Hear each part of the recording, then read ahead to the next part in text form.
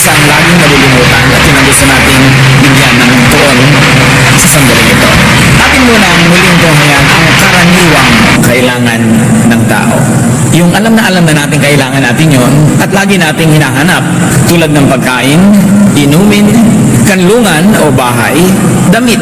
In other words, mga pangunahing pangangailangan at seguridad. Sabi sa Mateo 6:11, bigyan mo kami ngayon ng aming pagkain sa araw-araw. Turo ng Panginoong Hesus kung paano mananalangin at kung ano ang idadalangin. At hindi naman minamasama ng langit na tayo naghahanap ng mga kailangan natin pang araw-araw. Itinuro pa ngang ipanalangin yon. Mateo 8:20, ngunit sumagot si Jesus, may mga lungga ang mga asong gubat at may mga pugad ang mga ibon. Ngunit wala man lang matulugan o mapagpahingahan ang anak ng tao. Kinilala ng Panginoon ang pangangailangan sa kanlungan o bahay at sabi niya siya ay walang bahay. At ipinapakita niya kung gaano pwedeng ang tao magtiis kahit wala yung mga kailangan na ito. Bagamat kailangan naman talaga. May isa pang kailangan ng tao, yung pagiging kabilang, kasali. Kailangan niya ng pagmamahal, pansin. Matapos na masiyahan na siya sa pagkain, sa inumin, sa damit, sa tirahan, kailangan naman niya nararamdamang siya'y kasali, kabilang, mahal, at pinapahalagahan. At ito ang nangangahulugan ng ating pangangailangan ng kapanatagan ng loob. Panatagang loob natin kung alam natin ang mga ito ay tinatamasa natin, na tayo'y kasali, kabilang, pinapansin. Genesis 2:18, matapos gawin ang lahat ng ito, sinabi ng Panginoong Yahweh, hindi mabuti na mag-isa ang tao. Bibigyan ko siya ng isang angkop na makakasama at makakatulong. Alam ng Diyos na kailangan natin yung sense of belongingness. Isa pang kailangan, pagkilala, luwalhati, saysay o kabuluhan. Gusto natin tayo kilala, pinupuri, at pinapahalagahan dahil kailangan natin ang pagtanggap ng kapwa. Kaya napakalaking kakulangan sa isang bata na siya ay hindi tinatanggap ng magulang. Hindi tinatanggap ng ama dahil ganito yung anak, hindi tinatanggap ng ina dahil ganun yung anak. Sinusugatan nyo habang buhay yung tao. Pagka hindi natin siya tinatanggap kung ano siya. Kawikaan 31, 28 hanggang 29. Iginagalang siya ng kanyang mga anak at pinupuri ng kanyang kabiyak. Maraming babae na mabuting asawa, ngunit sa kanila ay nakahihigit ka. So kailangan natin na tayo'y sinusuyo, pinupuri, pinapahalagahan, lalo ng ating mga mahal sa buhay. So isang kailangan yan, pagkilala ng pamilya, na hindi naman mahirap ibigay. Bakit napakaraming ipinagkakait pa ito? Yung pag may nagluto, purihin mo. Pag may ginawang tama, pansinin mo. Hindi puro mali ang pinapansin. Kawikaan 31, 23, ang kanyang asawa'y kilala sa lipunan at nakahanay sa mga pangunahing mamamayan. Isa pa ito na kailangan ng tao, dangal sa lipunan. Napakalaking kakulangan yung hindi ka pinaparangalan, hindi ka pinapansin, at lalong-lalo kung ikaw ay binabaliwala at binabastos pa nga. Sa Esther 5:11, ipinagmalaki niya sa mga ito ang kanyang kayamanan, ang marami niyang anak, ang pagkataas niya sa katungkulan, pati ang pagkalagay sa kanya bilang pinakamataas sa mga pinuno at kagawad sa palasyo. So ano ang pinagmamalaki dito ni Haman? Kailangan ng paghanga ng iba. Aminin man natin at hindi, kailangan ng tao yung paghanga. Kaya nga inaayos mo yung buhok mo, damit mo, lahat para hangaan ka naman. Hindi lang basta natakpan yung katawan mo ng damit. Kailangan kahanga-hanga. At kung pwede pa ngang kaakit-akit. It is a basic need. Pero pansinin, mga kapatid, na ang lahat ng ating binanggit ay puro pansarili. Puro pansarili lang ang mga pangangailangan ito. At sabi ng Roma 8:5, ang mga namumuhay ayon sa hilig ng laman ay walang pinahahalagahan kundi ang mga bagay na ukol sa laman. Lumiliit ang pananaw, kumikitid ang isip, pag laging sarili lang, yung gusto lang, ang pinagtutuunan ng pansin. Kung ito lamang ang pahalagahan, kikitid ang pananaw ng tao at siya mahihirapan. So ang karaniwang pangangailangan, kung ating itong pagsasama-samahin, pagkuha at pagtanggap. It is really getting, receiving attention, recognition, love, basic needs. So ang aligagang-aligaga tayo mga tao sa pagkabig. Gusto natin laging papasok sa ating sarili. Pagkain, pag-inom, papuri, paghanga. Puro inward, selfish direction. Hindi yan masama, basta balanced. At dyan tayo pupunta ngayon mga kapatid. Sa isa pang kailangan ng tao na halos di napupuna, pagbibigay. Kung Kung kailangan mong tumanggap, kapatid, kailangan mo ring magbigay. Kung kailangan mong tumanggap ng papuri, kailangan mo ring pumuri. Kung minsan hindi mo lang alam na kailangan mo. Kung gusto mong tumanggap ng mga tulong, mga pagkain, kung ano, kailangan ka rin magbigay. Kasi yun ang kabiyak ng buong ikot ng buhay.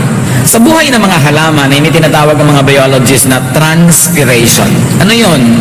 Yung dinilig mo ang halaman sa kanyang ugat, umaakyat yung tubig sa pamamagitan ng ugat, dadaan sa mahabang katawan, pupunta sa mga sanga, hanggang makarating sa mga dahon at bulaklak. Kaya niyong magpataas ng tubig against the force of gravity.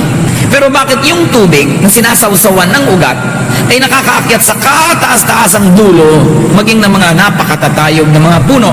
Dahil sa transpiration.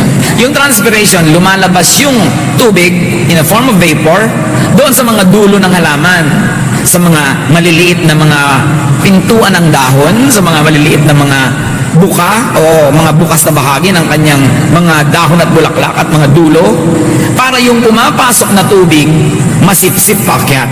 Pag may lumalabas na tubig in the form of vapor o parang hindi nakikita, parang usok, yung paglabas doon ang siyang sumisipsip doon sa tubig na dapat namang pumasok sa ugat at umakyat doon sa puno. Ang hirap no, dahil lalabanan mo yung bigat ng tubig, aakyat siya dahil may transpiration. Parang humitit kayo ng straw. Nung humitit kayo, parang yan ang equivalent ng transpiration. May umaakyat tuloy na tubig o liquid galing doon sa dulo, sa baba ng straw. Pag walang transpiration, walang aakyat na tubig. Kung hindi magbibigay yung halaman in the form of vapor ng mga tubig na tinanggap na niya, wala siyang bagong matatanggap na tubig. Kaya mapapansin nyo, pag maraming halaman, malamig. Kasi yung mga tubig na pumasok sa kanya, pinapalabas din niya na hindi na natin kita, nasa hangin na yon. Ganun din ang buhay, mga kapatid. Kailangan may transpiration. Kailangan may ibinibigay ka. At habang nagbibigay ka, akala mo nawawalan ka. Yun ang ngayon ang humihitit sa mga bagong pagpapala na papasok sa buhay mo. Pero pag ayaw mong ibigay, dahil baka ka mawalan, hindi nagkakaroon ng kapangyarihan para may hikayat na mga blessing na pumasok sa buhay mo. And besides, walang lugar. Lumalaban ang transpiration sa gravity. Mahirap gawin yun. Natulad din natin, dapat nating labanan yung gravity natin, yung gusto natin atin lang, selfish tayo, makasarili. Pag nilabanan mo yun, you defy gravity, transpiration will happen, new nutrients and fresh supply will enter your roots and go to your farthest cells in your body. So kung walang transpiration, hindi tayo tatanggap ng bagong tubig kung tayo ay halaman. Gayon din ang diwa ng pagbibigay. Sa pagbibigay, nakakalika ng vacuum o lugar para may paglagyan ng bagong tatanggapin. Parang palad mo na punong-puno ng mga lumang blessing na ibinigay mo na sa iba, nawawala ng laman, handa kang tumanggap ng bago. May himalang nagaganap pag tayo'y nagbibigay. Lalo na sa mga marapat na tao at mga adikain, tayo'y tumatanggap din. Because vacuum attracts an occupant. You have to be empty enough to be filled with new blessings. Pero pag takot na takot kang mawalan, ayaw mong bitawan, ipit na yung blessing mo, totoo, nandiyan pa rin yan. Pero hindi mo nalalaman kung anong nawawala sa'yo, kung anong hindi dumarating. At nagtsatsaga ka tuloy sa luma at konti, pwede naman pala yung dumami. Kung ikay may pananalig na pag binitawan mo yan, alam yun ng Diyos, at marunong siyang magpalit. Ang mga mananampalataya, sabi sa Efeso 4:28, dapat maghanap siya ng marangal na ikabubuhay para makatulong sa mga nangangailangan. Nakita natin yung diwa, hindi ka naghahanap buhay para lang sa'yo. Kumikita ka ng sobra sa pangangailangan mo para may maitulong ka sa nangangailangan. Siyempre, yung mga nangangailangan na dahil sobrang tanda, sobrang bata, may sakit o inaalat lang ngayon, pero hindi nga sobrang tamad na buong buhay nangangailangan na lang. Hindi yun. Pero, binibigyan ka ng blessing hindi lang para sa'yo. Pag may ibinigay sa'yo ang Diyos na blessing na sobra sa pangangailangan mo today, or yung very immediate need, mag-enroll ka next week, may babayaran kang rent sa 15, ganyan. Sobra, alam mo naman na ang Diyos marunong magbilang, hindi na ba siya pwede magkamali, meron siyang pinapabigyan sa'yo. Pag sinabi mo, pag ibinigay ko, paano pa ako next month? Masasabihin ng Diyos, sige, sa'yo na next month yan, pero yung mas malaki sana ang ibibigay ko sa'yo next month, huwag na lang. Kasi, meron ka na pang next month Yung mga mararamot, hindi nila alam kung anong nawawala sa kanila. Akala nila ang tali-talino nila. Akala nila nakaisa sila. Akala nila ang galing-galing nila. but they don't know what they're missing. Dahil ang pagbibigay ay isang uri ng transpiration. Ano nga yun? Sabihin nyo nga sa katabi nyo kung ano yung tawag doon. Hindi transportation, ha? Transpiration. O nadagdagan ko ang ating vocabulary ngayon. Meron pa evaporation. Yung paglipat ng anyo ng tubig na basa hanggang maging tuyo na halos usok na di mo makita. Vapor. Sabi ng mga ngarali sa pito, lahat ng tubig ay umuwi sa dagat. Ngunit hindi ito napupuno. Ang tubig ay bumabalik sa batis sa pinagmulan upang muling umagos patungong karagatan. Isipin niyo, alam ni Solomon yung evaporation ng araw pa? Alam niya na yung tubig na nasa dagat nag-evaporate. Pagkatapos nagiging ulap, bumibigat, nagiging tubig uli at ulan, babagsak uli, pupunta sa mga batis, pupunta na naman sa mga dagat, pabalik-balik. Pero tuwing pinawawalan ng dagat ang tubig para mawala at maging vapor, pagbalik, malinis uli, dalisay, sariwang ulan. Kaya yung mga blessing na hinahayaan natin mag-evaporate, nare-reprocess ng Diyos para maging bago uli. So yung pansamantalang pagkawala, pero bumabalik, mas mainam, mas mabuti, mas kapakipakinabang. Ang pagbibigay, mga kapatid, ay parang evaporation. Ito ang kabiyak ng buong ikot o cycle ng buhay. Nakakita na ba kayo ng yoyo na umiikot, akyat manaog doon sa sinulid, pero kabiyak lang? No, hindi pwede mangyari. Dapat may kakambal siya. At ang buhay ay parang yoyo. Yung kabilang gilid mo, receiving, yung kabilang gilid, giving, para umikot ka ng tama at balanse. Pag puro ka lang get, wala kang giving, you will rot. Mabubulok ka. Tingnan nyo yung mga batis na hindi nagbibigay, puro tanggap, nagiging estero, barado, nabubulok. Dapat ang batis para malinis, agos ng agos. Pag may pumasok sa yung blessing, labas din. Ginagamit mo, binibigay mo sa iba, may papasok uling iba. Hindi yung ingat ka ng ingat. Yung mga sobrang kuripot na tipid ng ingat ng ingat, siguradong sila rin yung laging kapos. O kaya, yung ang tagal-tagal nilang inipon, biglang sa isang iglap, isang kalagim-lagim na naganap sa buhay, hindi sa buhay niya, siguro sa buhay ng malapit sa kanya, nakukuha, nahihingi, nawawala rin. Hirap at hirap ang inaabot ng tao kasi hindi nagtitiwala sa kasaganaan ng Diyos. Laging, hindi masama magsubi at mag-impok, pero dapat marunong ka rin gumastos. At marunong ka rin magbigay, at may iniipon ka rin, at may kinikita ka, sabay-sabay. Hindi yung 10 taon kang hindi gagastos, puro ka lang tipid, tapos bigla ka nang namatay, napakinabangan ng iba yung tinipid mo. So, parang evaporation yung buhay. Kailangan, merong lumalabas. Parehong kailangan ang tumanggap at magbigay. Ang nawawala sa evaporation, bumabalik sa mas mabuting anyo. Ang nawawala sa pagbibigay, bumabalik yan ang mas mabuting anyo. May panahon para sa lahat, sabi ng mga ngaral 3, 5, 6. Ang panahon ng pagkakalat ng mga bato at panahon ng pagtitipon ng mga ito. Ang panahon ng paghahanap at panahon ng pagkawala. So may panahon ng pagtanggap, may panahon ng pagbibigay. May panahon na papasok, may panahon na palabas. Ang pagbibigay, ang katumbas ng palabas na hinga, yung exhalation. Subukan nyo mag-inhale. O sabay exercise tayo, ha? Susunod kayo. Inhale. Hold it. Inhale. Hold it. Inhale. Sasabog na kayo. Exhale. Ganun din, hindi pwedeng tanggap lang ng tanggap. Dapat magbigay para ka mabuhay. Kasi yung in-inhale mo na oxygen, carbon dioxide na yun, nasa loob na. Lason na. Kailangan mong ihinga, tuwang-tuwa naman yung halaman kasi mag-i-inhale siya ng carbon dioxide. At paglabas man sa halaman, oxygen uli, ikaw naman yung hihinga, kaya sagutan kayo. Ganon din tayo sa kapwa-tao. Yung binitawan mo, kailangan ko. Yung binitawan ko, kailangan mo. Nagtutulungan tayo. Ganon din yung pagdumi. Alangan mong kumain ka ng kumain kasi di ka dumi. Kita mo yung mga constipated people, maiinit ang ulo. Diba? May lason tambak-tambak na lason sa katawan. Yung pagkape ng dagat, kapartner yun ang pagtaas ng tide. Hindi pwedeng one way. Kaya lang, hindi laging mulat ang tao sa kanyang matinding pangangailangan at tungkuling magbigay. Binubulag tayo ng sanlibutan. Binubulag tayo ng kakitira ng isip. Binubulag tayo ng kakulangan ng pananampalataya. Kaya nagiging maramot tayo at ayaw natin magbigay. Kaya alam niyo yung palabigay? Lagi silang palabigay kasi sila yung nakakadiskubre na habang nagbibigay sila, lalo sila nabe-bless. Alam niyo kung sino ang mga faithful tithers? Yung nakapagpatunay na bine-bless talaga sila. Kahit anong mangyari, hindi yan nagpumapalya. Pero alam niyo, hindi faithful yung mga talagang hindi pa nakakapagpatunay at hindi nila mapapatunayan. Lagi silang kinakapos. Kaya hindi na nila mapapatunayan pag lagi nilang uutakan ang kapwa, ang gobyerno, ang simbahan. Walang mangyayari. Akala ng maraming tao, laging nasa pagkabig ang panalo. May mga panalo na nasa pagpaparaya, sa pagbibigay daan.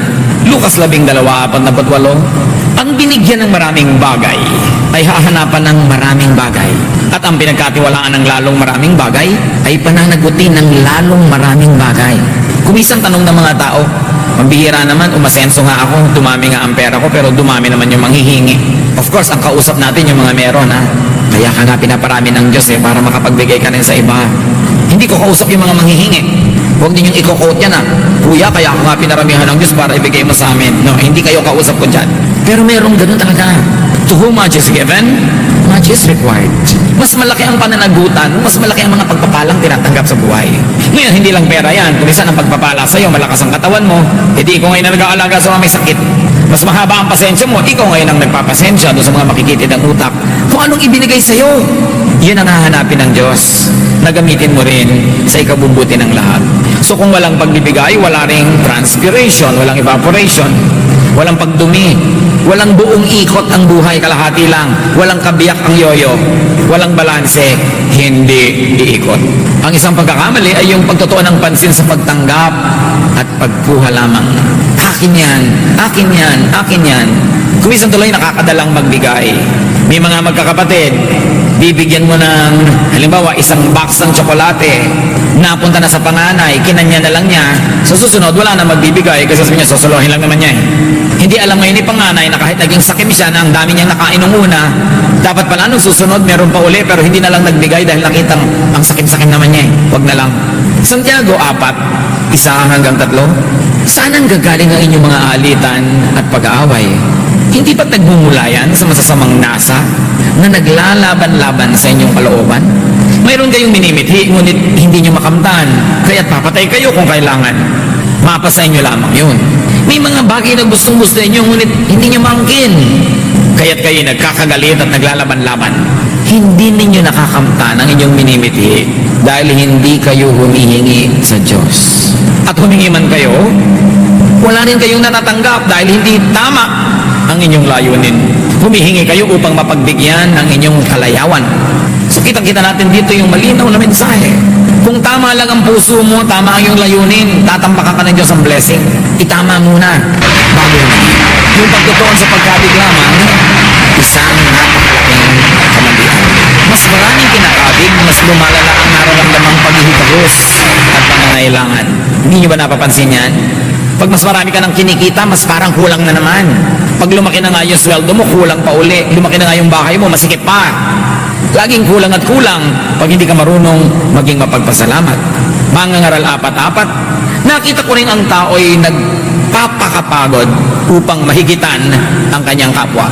So achieve ng achieve para lang matalo yung pinsan, matalo yung kapatid, matalo yung kaibigan. Kaya kahit anong achievement niya kulang, kasi laging merong dapat habulin at higitan. Hindi sumasaya. Mas maraming kinakabig, mas lumalala ang kabalisahan. Nagkakaroon ng discontentment. Mangangaral 5-10-11. Ang gahaman sa salapi ay walang kasiyahan. At ang sakim sa kayamanan ay hindi masisiyahan sa kaunting pakinabang. Ngunit ito nga ay walang kabuluhan. Habang lumalaki ang kayamanan, dumarami ang pangangailangan. At ang tanging kasiyahan ng may-ari ay isiping siya ay mayaman. Talaga naman, habang dumarami ang iyong kabuhayan, dumarami ang kailangan, dumadami ang bayarin, dumadami ang binibili, dumadami ang nangihingi. Kaya ubus at ubus din, napagod ka pa. Mas maraming kinakabig, mas lumalala ang nararamdamang pagkalito at kawalang katiyakan. Ang tao ay nilikha para tumanggap at magbigay. Mayaman man o mahirap, pareho lang. Ang mga mahirap hindi exempted sa pagbibigay. Kung isa nga, kaya ka siguro nananatiling mahirap dahil hindi ka nagbibigay.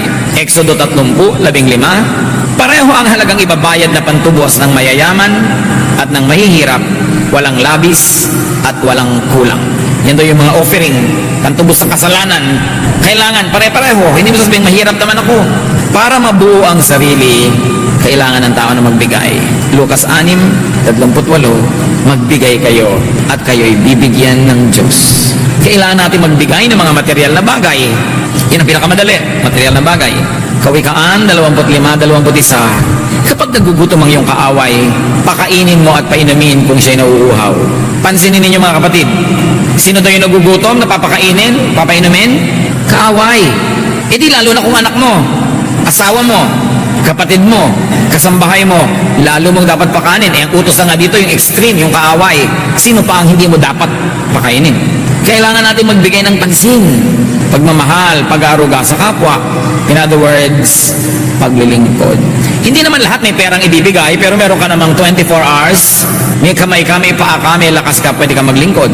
Kaya kung minsan, ang magulang na maraming magkakapatid, may sakit, yung isa ang tulong niya, siya yung gumagastos sa ospital, yung isa naman siya yung bantay, kasi wala naman siyang pera, pero pwede naman siya magbantay. Yun naman kumikita, ba't mo pagbabantayan, hindi kumita, hayaan mo siya hindi magbantay, at kumita na lang siya, ipadala niya yung pera, yun naman walang kita, siya magbantay doon, total yung oras niya, libre. Kung ano ang binigay sa'yo, yun din ang inaasahang ibibigay mo. Unang Korinto 13:3. At kung ipamigay ko man ang lahat ng aking mga ari-arian at ialay ang aking katawan upang sunugin, ngunit wala naman akong pag-ibig, wala rin akong mapapala. Nagsasakripisyo ka hanggang ipasunog mo pa yung katawan mo para sa Kanya. Pero kung wala daw kasamang pag-ibig yun, bale wala yun sa Diyos. So may inaalagaan kang may sakit, bubuska-buska ka naman, minumura-mura mo, sinisigaw-sigawan mo, sayang naman yung pagod mo, hindi pa nabilang ng Diyos sa serbisyo kasi walang pagmamahal. Total, nagpapagod ka na, lagyan mo na ng pagmamahal para mabilang ng Diyos at magantimpalaan ka. Sabi, kahit pasunugin mong katawan mo kung walang love na kasama yan, walang value. Mahalaga talaga may pag-ibig. Mag-aabot ka na rin lang ng isang tasang kape, samahan mo na ng ngiti. Eh nag-abot ka na, napagod ka na, tapos dabog. Bali, wala, nagalit pa sa iyo yung binigyan mo. May papautangin ka pero mumurahin mo na mula ulo hanggang paa. May bibigyan ka pero lalait-laitin mo muna. Ang ending, namumuhi pa rin siya sa'yo. Nawalan ka na ng pera, namuhi pa siya sa'yo. Di ba doble lugi yun? Kaya dapat yung pagmamahal laging kakambal. Kailangan natin magbigay ng pagpapatawad. Yan ang isang kailangang ibigay. Dahil habang tayo'y nangangailangan ng pagpapatawad ng Diyos, kailangan nating tumanggap ng pagpapatawad. Dapat tayong magbigay ng pagpapatawad. Lucas 6:37.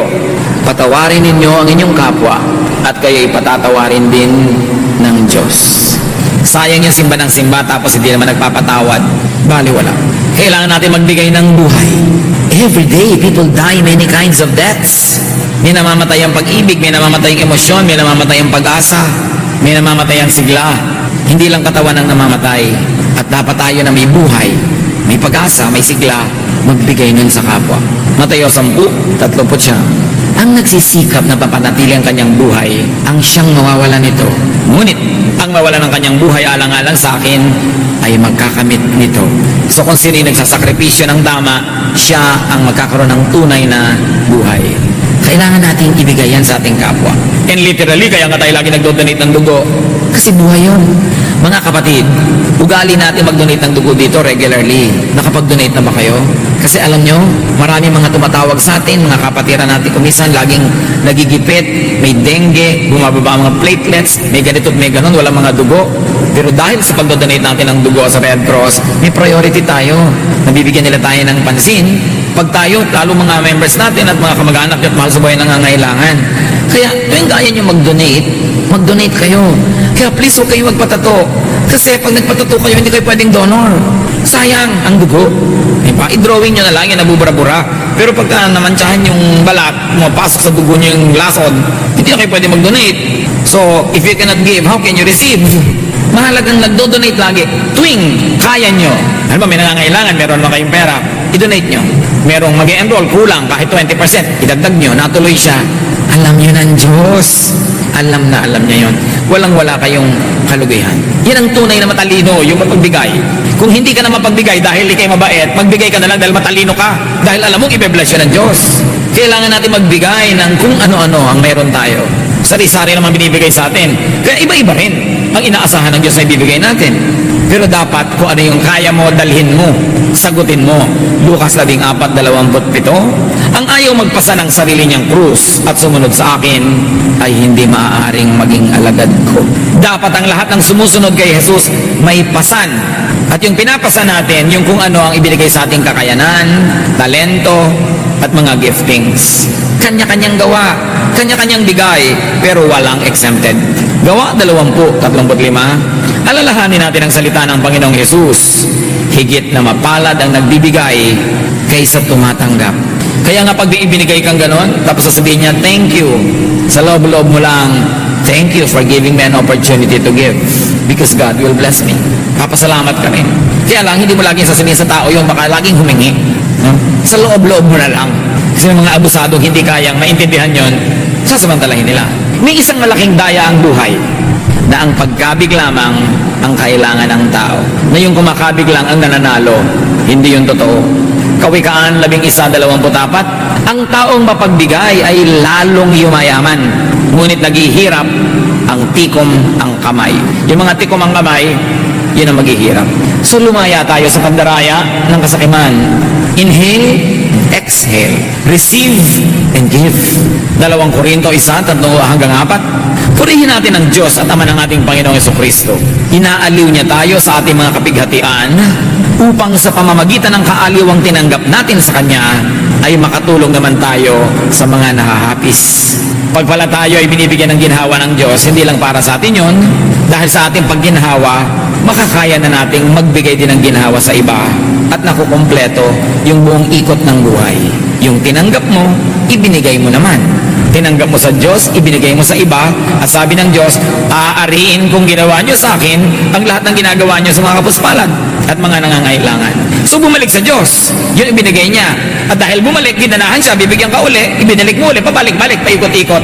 Pero oras ay tinigil mo yung ikot ng gulong na yun dahil ayaw mo magbigay, hindi iikot ang gulong. Walang kikilos. Lugi ka.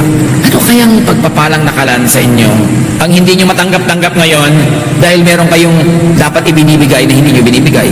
Nakabara. Ano kaya ang dapat nating ipamigay? At kung palabigay na tayo mga kapatid, ano pa kaya ang dapat nating ipamigay? Kapag linawin yung isip namin, Panginoon, tanggalin mo po ang takip ng aming mga mata para makakita kami ng malinaw.